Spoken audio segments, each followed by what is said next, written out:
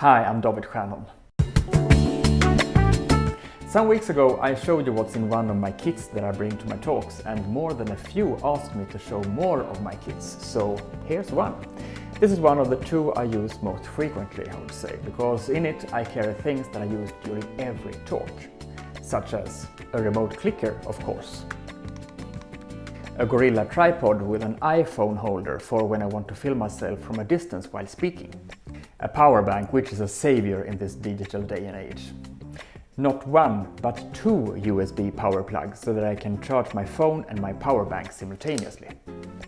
A USB to a lightning cable.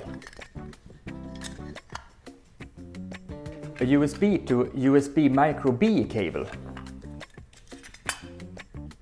A small notebook that I use as a prop.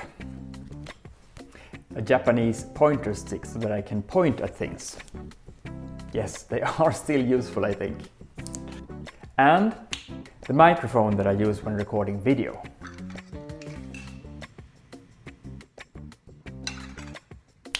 That's it, and I have more kits, so let me know if you want to see the other two as well. Thanks.